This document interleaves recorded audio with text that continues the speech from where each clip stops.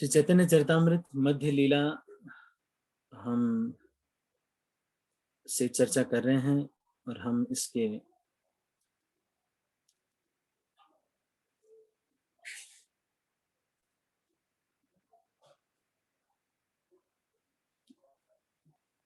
आठवें अध्याय के 37वें प्यार से आज हम चर्चा कर रहे हैं। तो मेरी आवाज ठीक आ रही है? क्लियर? ठीक है ना? ठीक है।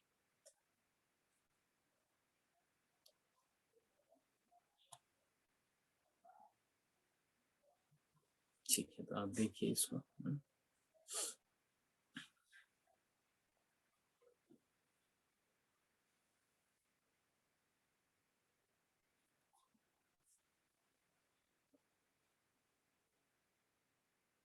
तो यहां तक हमने चर्चा कर ली थी। इसके आगे की चर्चा हम अब करेंगे।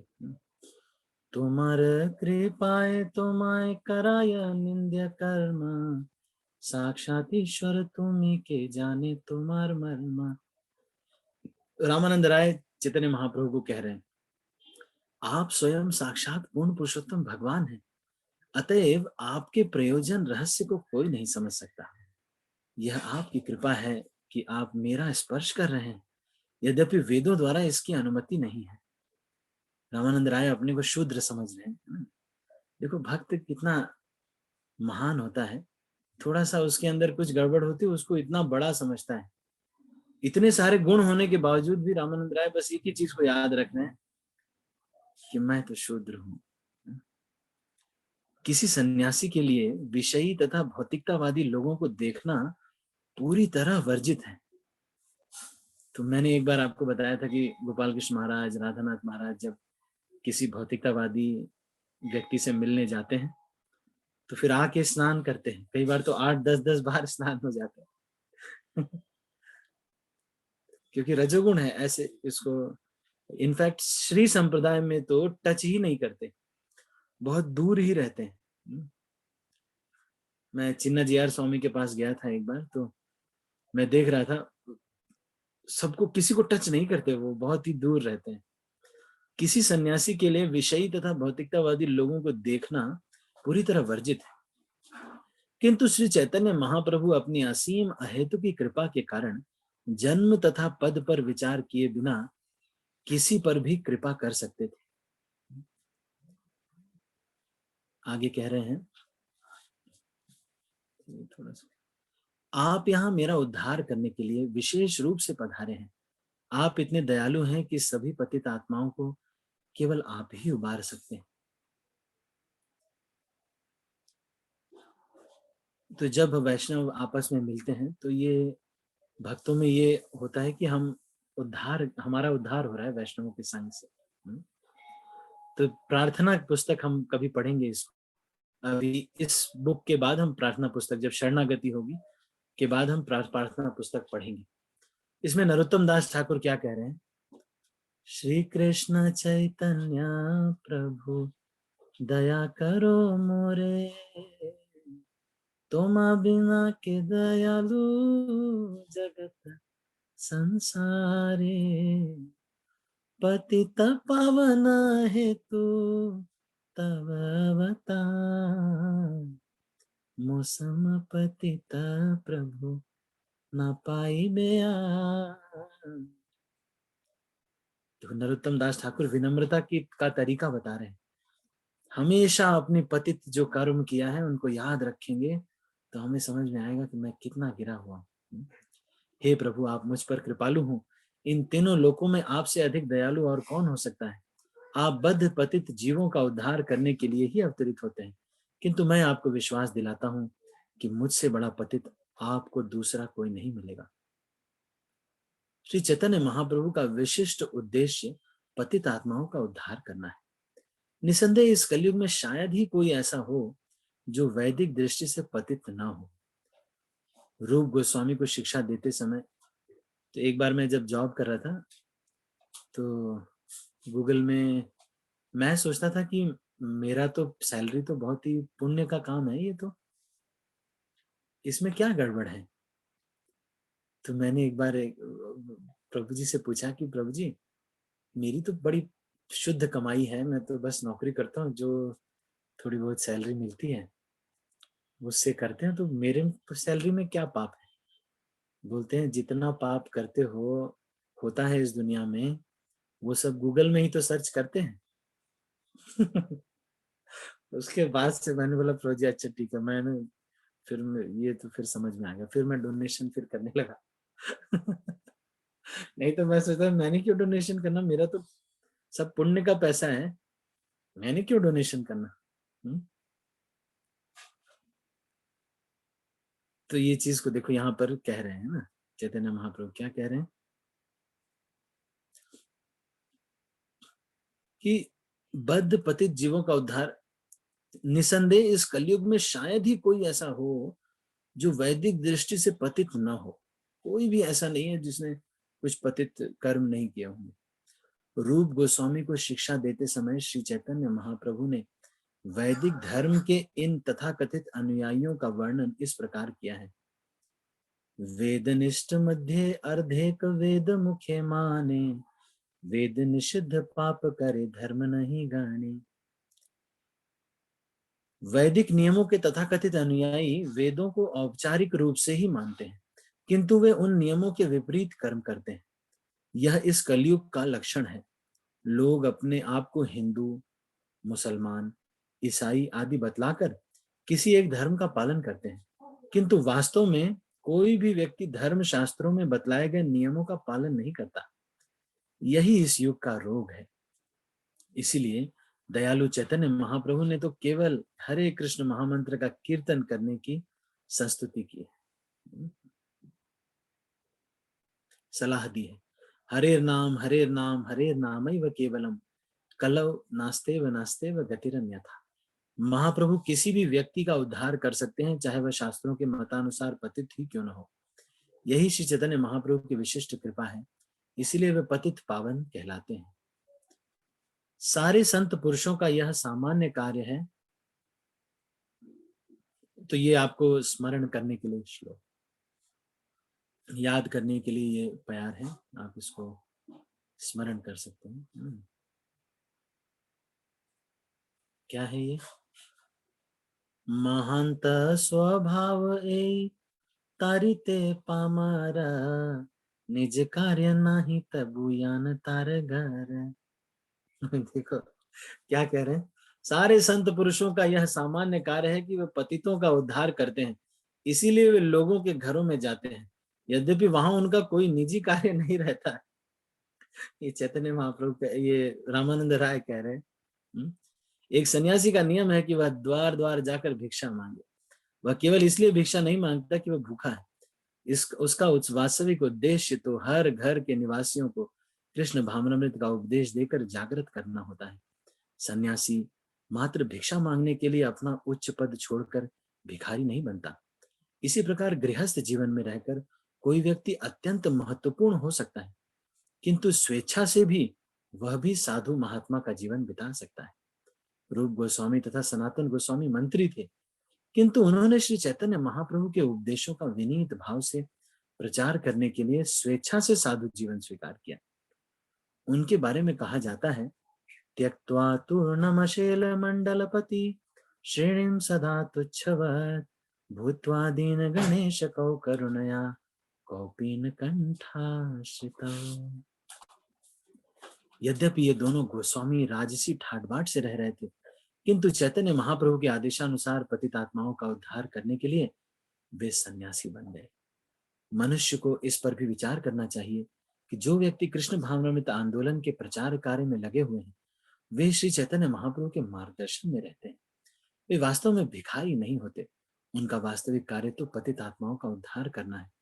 इसलिए चाहे किसी पुस्तक का ही प्रचार क्यों न हो, उसके लिए वे द्वार द्वार जा सकते हैं, जिससे लोग उसे पढ़कर ज्ञान प्राप्त कर सकें।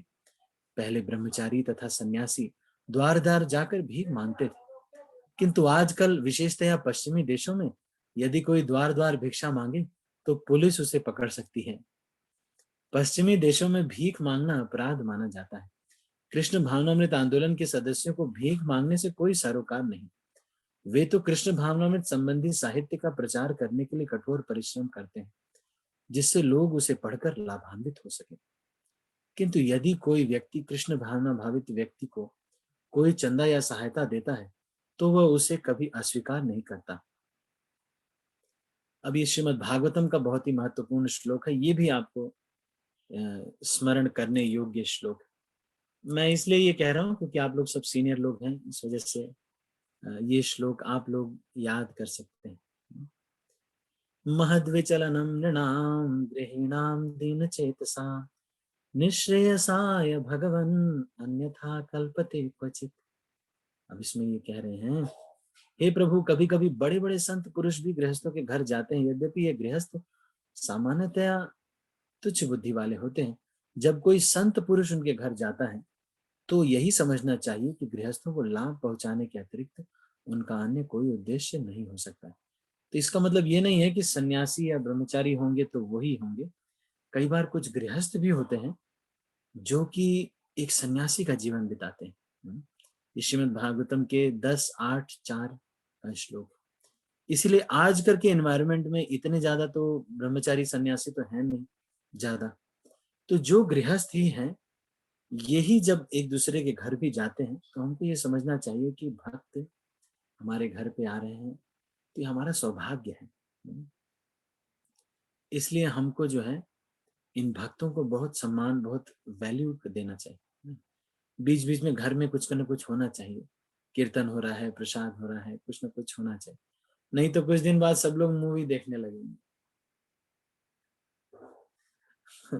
बच्चे लोग बोलेंगे पापा चलिए सिनेमा हॉल में।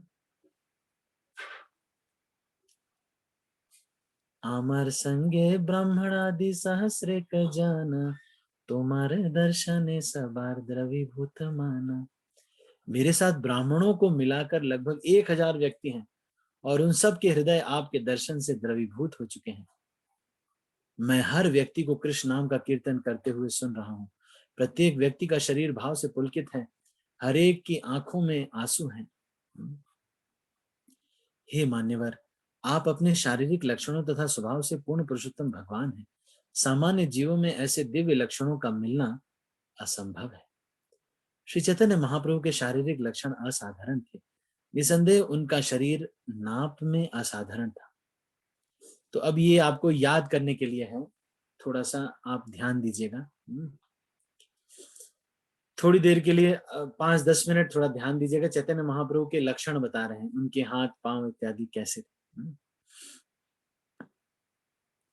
चैतन्य महाप्रभु के शारीरिक लक्षण असाधारण थे।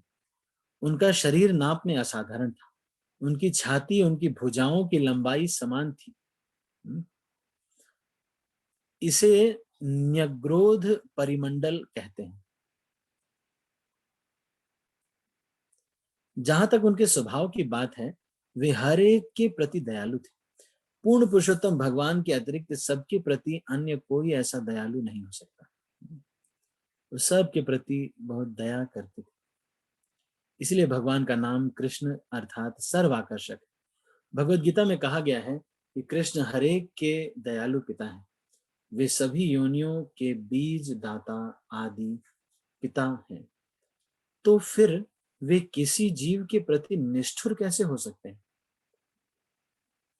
चाहे कोई मनुष्य हो, पशु या वृक्ष हो, भगवान हरेक पर दयालु होते हैं। यही ईश्वर का गुण है। उन्होंने भगवद गीता में भी कहा है, समोहम सर्वभूतेषु, मैं हरेक के प्रति समान रूप से दयालु हूं। उनका उपदेश है, सर्वधर्मान परित्यज्य माम एकम शरणम व्रज।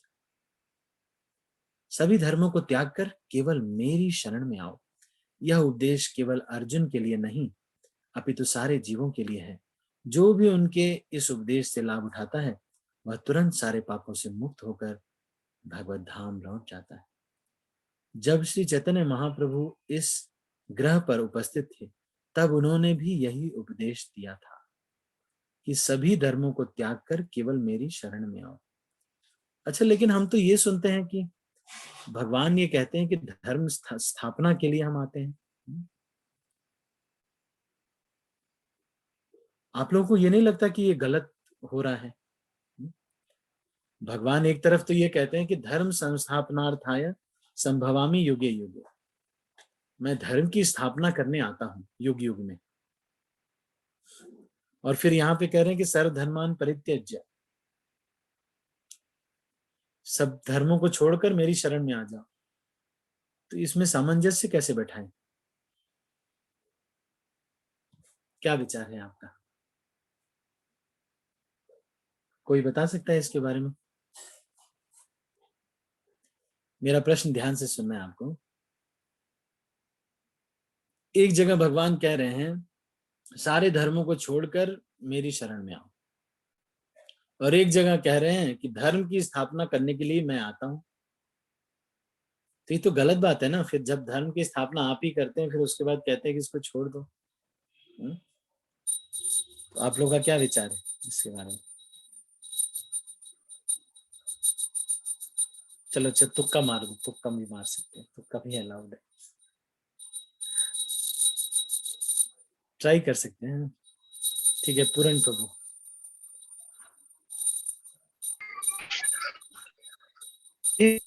समझ में ये बात आई, भगवान क्या बोल रहे हैं, जैसा मुस्लिम का मजहब है, क्रिश्चियनिटी का है, कुछ और भी है ना, तो अपने हिंदू धर्म को एक धर्म, एक इंसानियत का धर्म बताने, धर्म क्या चीज है बताने के लिए, धर्म को स्थापित करने, जब अधर्म पापियां बढ़ते रहे तो उनका संहार करने, मैं बोले ऐसा चलो बोलने के मार्ग पे, सन्मार्ग पे लाने के लिए, धर्म के लिए धर्म रक्षा करता हूँ बोलने की बात है। धर्म रक्षिता धर्म बोलने का मतलब है, मैं ऐसा समझ रहा हूँ। फिर आपके विचार में क्या है मैं नहीं जानता। ठीक, ठीक है। तो पूर्ण सिंह प्रभु का कहना है कि भाई ईसाई धर्म और मुसलमान धर्म, ये सब धर्मों को छोड़ना है। अच्छा, कविता माता जी, आपका क्या विचार है? हरे कृष्ण प्रभु जी, धन्यवाद प्रणाम। धन्यवाद प्रणाम। जैसे कि भगवान कहते हैं सर्वधर्मान परित्यज्य मामेकम शरणं व्रज, कि जैसे आप अपने आप को जो कुछ भी समझ रहे हो, आप वो नहीं हो, आप तो मेरे अंश हो और आप शाश्वत हो। ये जो दुनिया में हम विश्वास करते हैं, हम ये भगवान, ये देवी देवताओं को मानते हैं, कुछ लोग ईसाई धर्म को मानते हैं, ये धर्म नहीं है। सनातन धर्म तो वो है जो भगवान द्वारा स्थापित किया जाता है, आप उस पे चलो। और उसके अलावा वो धर्म पे तो दुनिया चलेगी, लेकिन आप मेरे प्रिय हो और आपको मेरी शरण में आना है। सब ये सबको छोड़ के, ये सभी धर्मों का त्याग करके आपको ये स्मरण करना है कि आप केवल मेरे से जुड़े हो, आपका रिश्ता मेरा संबंध आपसे है। भगवान ये बताना चाहते हैं कि सभी जीवों को उनकी शरण में इसीलिए जाना चाहिए, क्योंकि सनातन धर्म मतलब कि भगवान की शरण में जाना ही है। ठीक। हरे अच्छा, कृष्ण आप प्रभु जी। उस डिस्कशन में थे माता जी, जिसमें मैं नैमित्तिक धर्म, नित्य धर्म के बारे में बताया था? आई थिंक नहीं थे? प्रभु जी, क्योंकि घर में इंटरनेट का प्रॉब्लम बहुत चल रहा था, इस वजह से बहुत कुछ क्लासेस मेरी छूट गई है। ठीक है। पावनी ज्योति माता जी, आपका क्या विचार है? हरे कृष्णा प्रभु जी। प्रभु जी, पहले तो हमें धर्म पर ही फॉलो करना चाहिए। धर्म में जैसे भगवान धर्म की स्थापना करना है तो हमें उसी पर चलना चाहिए। धीरे धीरे हम जो भक्ति के उस लेवल पे आएंगे तब हमें उस सर्वधर्माने परित्यज्य, जैसे भगवान पहले भगवत गीता में पहले बता रहे कि मैं धर्म की स्थापना करना है, फिर लास्ट में श्लोक में बता रहे कि सर्वधर्माने परित्यज्य। तो फिर हम भक्ति के उस लास्ट लेवल में आएंगे तो हमें सब धर्म को छोड़कर फिर भगवान की शरण में होना चाहिए। तो मेरा ऐसा कहना है। अच्छा, ठीक है, ठीक है, चलो। अच्छा, और कोई?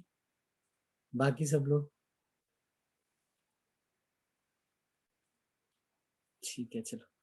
ये जो बोल रहे हैं कि सर्वधर्मान परित्यज्य, इनका मतलब ये है कि ऑक्युपेशनल ड्यूटीज, बहुत सारे ऐसे धर्म हैं, जैसे कि क्षत्रिय धर्म है, वैश्य धर्म है, बहुत सारे धर्म हैं हमारे, है ना? तो कई बार ऐसा होगा कि भगवान की शरण ले पाएंगे, नहीं ले पाएंगे। बहुत सारे सो कॉल्ड हमने धर्म बना लिया है, मैनेजर की सेवा करनी है, मैं मैनेजर, ये मैं एम्प्लॉय, वो मैनेजर। तो बहुत सारे धर्म ऐसे हैं। तो भगवान ये कह रहे हैं कि इन जो सो कॉल्ड जो धर्म है, नैमित्तिक जो धर्म है, इनसे ज्यादा प्रायोरिटी है भगवान के नित्य धर्म की। तो इसी चीज को ये स्थापित कर रहे हैं ना। पर इसका मतलब ये नहीं कि सारे धर्म को छोड़ देना, नौकरी छोड़ देनी है, सारा कुछ छोड़ देना है। इसको एक प्रायोरिटी भगवान सेट कर रहे हैं कि मैं तुम्हें सब पापों से मुक्त कर दूंगा, इस तरह के सारे धर्मों को छोड़ दो और आप बस क्या करो, मेरा भजन करो, तो मैं सब पापों से आपको मुक्त कर दूंगा। तो सर्वधर्मान परित्यज्य माम एकम शरणम व्रज। इसमें ये चीज कह रहे हैं कि सारे जो सो कॉल्ड धर्म है, जो हम बना लेते हैं अपने तरह से, है ना, नहीं कि अरे मेरा ये है, मेरा वो है, देखो भाई मेरा इतना बड़ा बिजनेस है, अभी चलाना बहुत जिम्मेदारी है, सारा हम ऐसे सोच रहे हैं। तो सो कॉल्ड जो धर्म है उसको छोड़ने की बात कर रहे हैं। पर ऐसा नहीं कह रहे हैं कि सब लोग को सन्यासी बन जाना चाहिए, वैराग्य ले लो, सारे लोग छोड़ दो। इसका मतलब ये है कि उस चीज से आइडेंटिफाई नहीं करना है और अपने नित्य धर्म से आइडेंटिफाई करना है। तो किसी का मान लो बिजनेस बहुत बड़ा है, तो क्या करना चाहिए, वो बिजनेस को भगवान की सेवा में लगाना चाहिए। इस तरह से जो है इसको करना चाहिए, सारे चीज को छोड़ने के लिए नहीं कहा जा रहा है। ठीक है, तो अभी हम इसको यहीं पर क्लोज करते हैं। आज थोड़ा क्लास हम छोटी कर रहे हैं। मैं अभी रिवीजन करूंगा, आपसे मैं प्रश्न पूछूंगा, आप बताइएगा, है ना।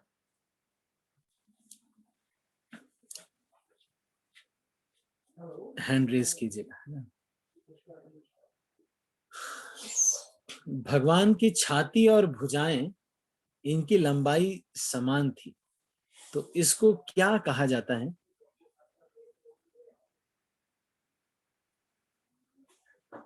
भगवान की छाती और भुजाएं समान थी, इसको क्या कहा जाता है? अनीता माता जी। हरे कृष्ण प्रभु जी, दंडवत प्रणाम। न्याय क्रोध परिमंडल कहते हैं प्रभु। न्यग्रोध परिमंडल कहते हैं ना। अच्छा, इसके बारे में आपको थोड़ा विस्तार से कभी बताऊंगा।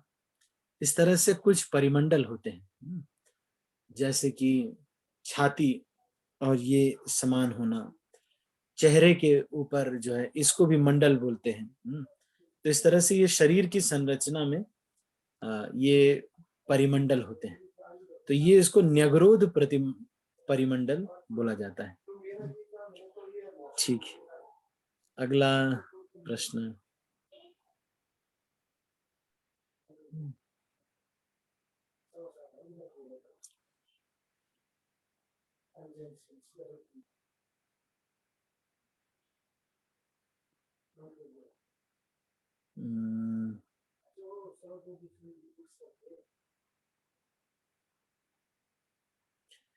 जब भक्तों का कोई निजी कार्य नहीं होता तो दूसरों के घरों में क्यों जाते हैं ये, है? जब अपना कोई काम नहीं है, ऐसे ही कोई काम रहे तब जाओ ना, ऐसे क्यों चले जाते हैं? मैं 1 मिनट हाथ नीचे कर रहा हूँ, पीछे वाले। हाँ, अब आप हैंड रेज करिएगा। तो ये साधु संत घरों में क्यों जाते हैं फिर, जब अपना कोई निजी काम नहीं है? जैसे कोई मान लो रिपेयरिंग करने वाला आता है, तो वो कुछ फ्रिज रिपेयर करना है उसको, तो उसको हम अपने घर में घुसा लेते हैं, हाँ ठीक है रिपेयर करो, है कि नहीं? तो ये साधु लोग क्यों जाते हैं फिर बिना किसी काम के, हैं? किसी के घर में घुसना। लक्ष्मी माता जी। हरे कृष्णा प्रभु जी, दंडवत। वो उनके कृष्ण भावनामृत का प्रचार करने के लिए, उनको उपदेश देने के लिए और कृष्ण भावना जागृत करने के लिए उनके घर में जाकर उनको उपदेश देते हैं, प्रचार कार्य करते हैं। उनकी वही भावना रहती है साधु की, उस उद्देश्य से जाते हैं वो लोग। घर में कोई आ जाता है ना, तो आप लोगों को तो पता होगा, मैं जानता हूँ आप तो गृहस्थ हैं, कोई आ जाता है तो एक तरह से एक थोड़ा सा इम्बैलेंस हो जाता है ना नहीं? अब भाई उनके हिसाब से मान लो जीजा जी आ जाए तो उनके हिसाब से चलना पड़ता है ना, है ना नहीं? तो सारा चेतना फिर जीजा कॉन्शियसनेस हो जाती है कि नहीं?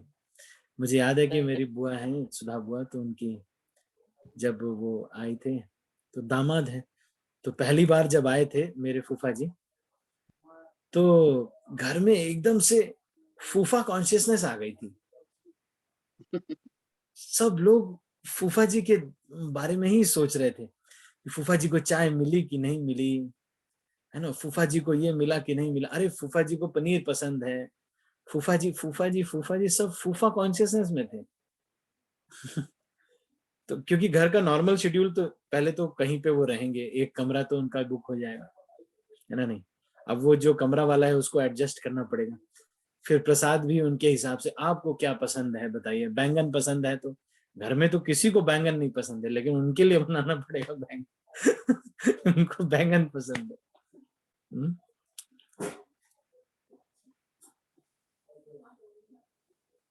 इस तरह से थोड़ी सी डिस्टरबेंस होती है घर में जब कोई गेस्ट आ जाता है, और कोई साधु संत आ जाए, तो कई तो साधु संत ऐसे होते हैं उनके खाने के ही अलग, अब जैसे भक्ति आश्रय वैष्णव महाराज आए थे, तो सब माताएं तो सोच रही थी कि प्रभु जी क्या क्या बनाना है, न ये आइटम वो आइटम बनाना है, अब ये बनाना है वो बनाना है।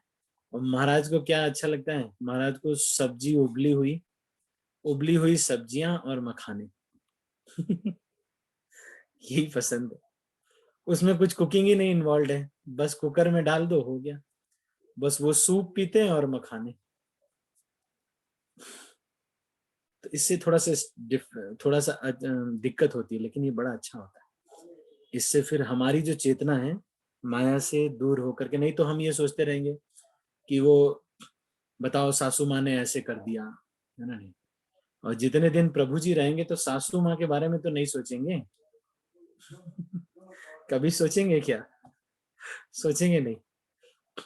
मेरे गांव में 1200 बीघे जमीन है, पुराने समय की जमीन थी, कई भाई लोग थे, तो वो जमीनों के जब झगड़े होते थे तो दिन भर घर में वही बात होती थी, अरे अदेनी जी ने ऐसे कर दिया, बताओ लल्ला को ऐसे नहीं करना चाहिए, हैं लल्ला इनसे जाके ऐसे कह रहे हैं, इनको ऐसे नहीं, मतलब दिन भर गांव पटीदार जमीन के बारे में ही बातें होती थी, सब जमीनों के बारे में ही, तो जमीन कॉन्शियसनेस ही रहता था।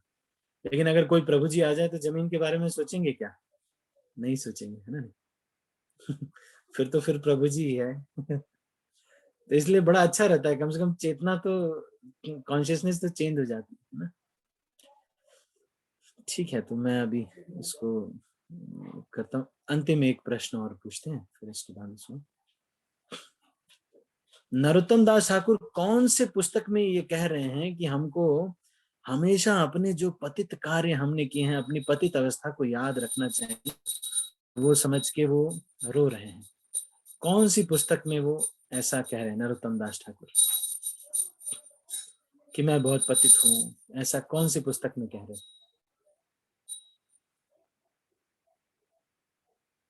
बस 2 लोग, सबको नहीं पता?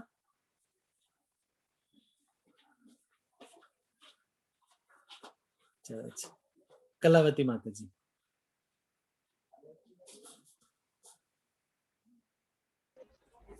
हरे कृष्ण प्रभु जी, धन्यवाद।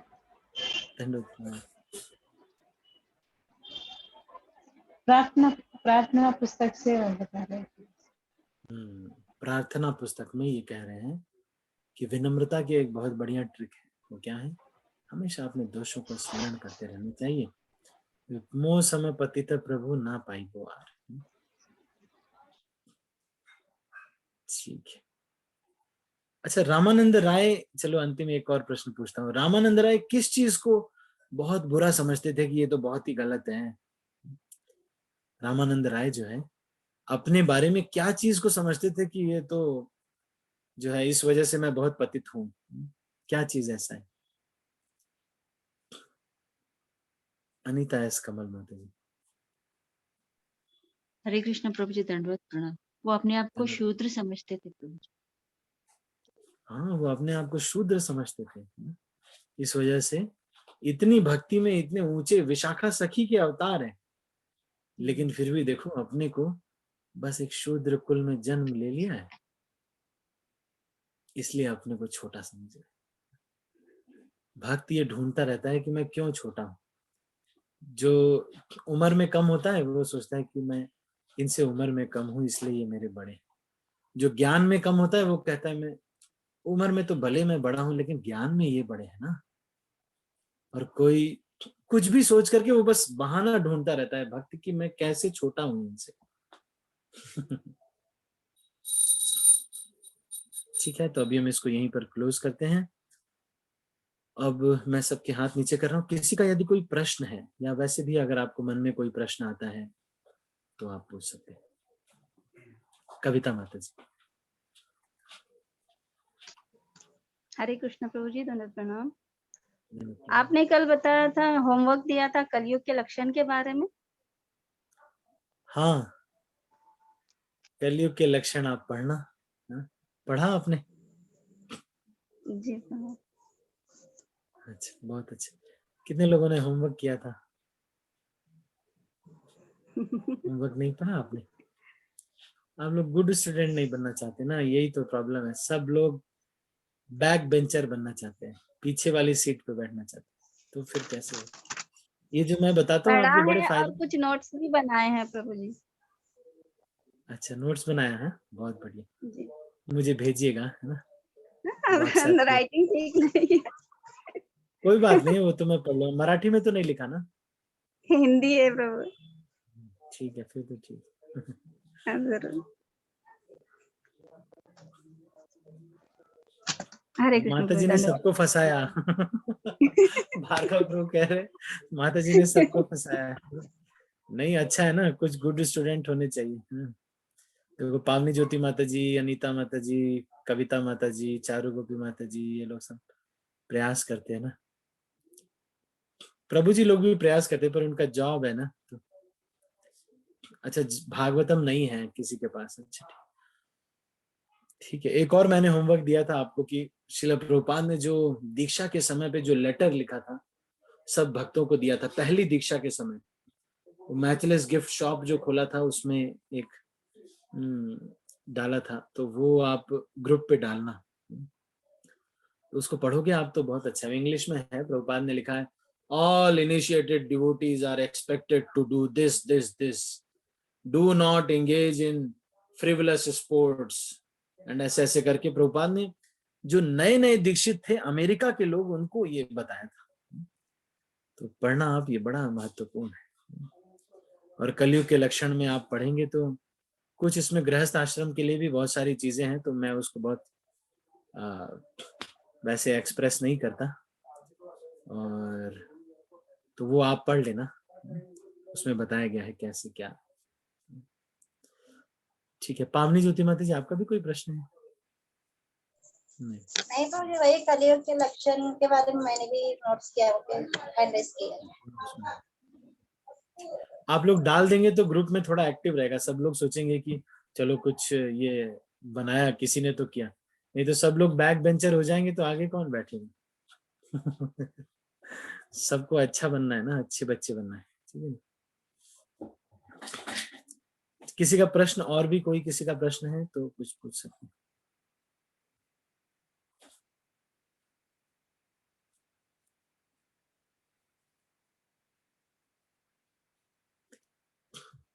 ये जो मैं श्लोक आपको बताता हूँ कि ये श्लोक याद कर लो, कि मैंने बहुत बार सुना है इस्कॉन की क्लासों में, तभी बोलता हूँ। ऐसे नहीं कि कोई नया सा श्लोक बता रहे। महद विचलनम नृणाम, ये श्लोक कई बार श्लोक कोट किए जाते हैं। आप क्लासों में जाओगे ना तो आपको सुनोगे तो लगेगा कि अच्छा हाँ प्रभु जी ने बताया था। ठीक है, तो हम इसको अभी यहीं पर क्लोज करते हैं। आप सभी भक्तों का बहुत बहुत धन्यवाद।